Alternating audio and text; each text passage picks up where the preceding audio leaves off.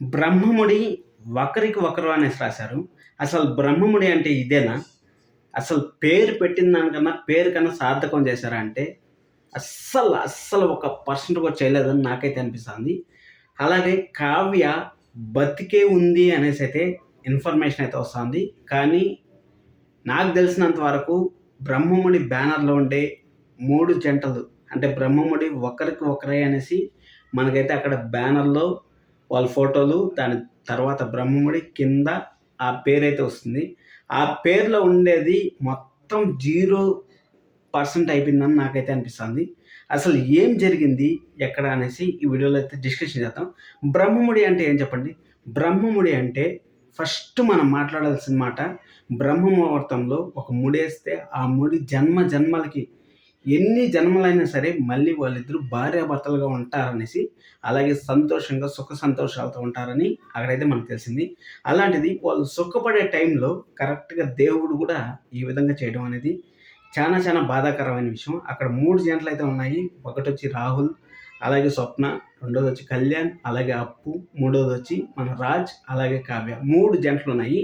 3 జంటలకి correct preparation ఇచ్చి మనము other సీరియల్స్‌లో చూస్తాం. అదర్ సీరియల్స్‌లో ఎలా చూస్తామంటే, ఇప్పుడు సపోజ్ మీకు 'పొదరిల్లు' సీరియల్ ఉంది. 'పొదరిల్లులో' వాళ్ళ ఫ్యామిలీ మొత్తం ఉంది. అలాగే ఒక మహాలక్ష్మి ఉంది. అలాగే 'ఇల్లు ఇల్లాల పిల్లలు' వాళ్ళ పిల్లలంతా ఉన్నారు.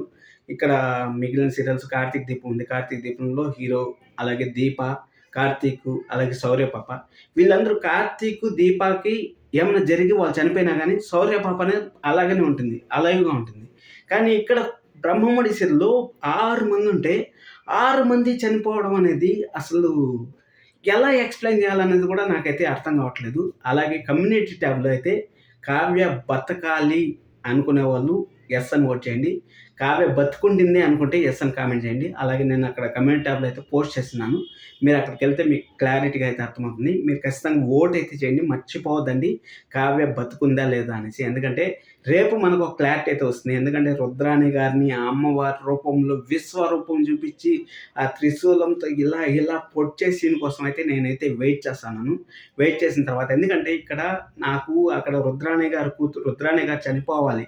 జస్టిఫికేషన్ అనేది ఖచ్చితంగా రావాలంటే మాత్రం ఖచ్చితంగా రుద్రాణి గారికి తగిన శాస్తి జరగాలనేసి నేనైతే అనుకుంటున్నాను. ఎందుకంటే అప్పుడు కంప్లీట్‌గా జీరో అవుతుంది. కంప్లీట్‌గా జీరో అవుతుంది. అసలు కనకం వాళ్ళ హస్బెండ్‌ని, రేవతి గారిని వాళ్ళ హస్బెండ్‌ని ఎందుకు దూరం చేశారో నాకైతే అర్థం కావట్లేదు. అంటే కంప్లీట్‌గా నేను పునాదులు స్ట్రాంగ్‌గా ఉండాలి అనుకుంటే పునాదులే కదా స్ట్రాంగ్‌గా ఏస్తారేమో మామూలుగా పిల్లర్‌లేసి ఏస్తారనుకుంటే నా సామిరంగా ఎక్కడో ఒక 1000 అడుగుల లోతులో నుంచి పిల్లర్స్ లేపుకొనొస్తా ఉంటారు. ఆ పిల్లర్స్ ఎంత పెద్ద భూకంపం వచ్చినా సరే ఈ బ్రహ్మముడి సీరియల్‌కి ఏం కాకూడదనేసి వాళ్ళేమైనా ప్లాన్ చేస్తా ఉంటారేమో. కంప్లీట్‌గా డిఫరెంట్‌గా అయితే తీస్తా ఉంటారు. డైరెక్ట్ 20 ఇయర్స్ లేటర్ అనేసినా గానీ ఆశ్చర్యపోవాల్సిన పనైతే లేదు. ఎందుకంటే అక్కడ చిన్నరాజు అక్కడెక్కడో దూరంగా పడిపోయాడు కాబట్టి ఎక్కడో సరే ఒక పుట్టలోను, చెట్లలోను పెరుగుతాడు.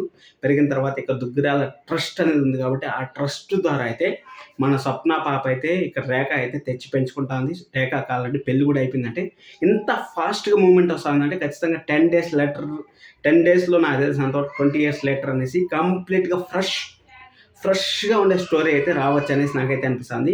మళ్ళీ మన రాజ్ కావ్యాన్ని అయితే ఫ్రెష్‌గా చూస్తామని అయితే అనిపిస్తుంది. మీకు అనిపిస్తా ఉంటే మన రాజ్ కావ్యాన్ని మళ్ళీ మనం బ్రహ్మముడి సీరియల్‌లో చూస్తామనిపిస్తా అంటే ఖచ్చితంగా లైక్ బటన్ అలాగే పగిలిపోవాలి. అలాగే కావ్య బతికుంది అనుకునే వాళ్ళు కూడా లైక్ చేయండి. కామెంట్ చేయడం అస్సలు మర్చిపోవద్దండి. ఇక్కడ బ్రహ్మముడి అంటే బ్యానర్‌లో ఉండే వాళ్ళందరిని తీసుకుపోవడమా? అసలు ఇదేనా బ్రహ్మముడికి ఆదర్శం? అసలు బ్రహ్మముడి అంటే అందరూ కలిసి ఉండాలనుకుంటాం. కానీ 6 మంది ముగ్గురు జంటలుంటే ముగ్గురు జంటల్ని ఒకే తాట తీసుకెళ్ళిపోవడం. అసలు రాహుల్ అన్న చనిపోవడం అనుకుంటే రాహుల్ కూడా చనిపోవడం. అసలు అన్‌ఎక్స్‌పెక్టెడ్ ట్విస్ట్‌లు అంటే ఇదేనేమో.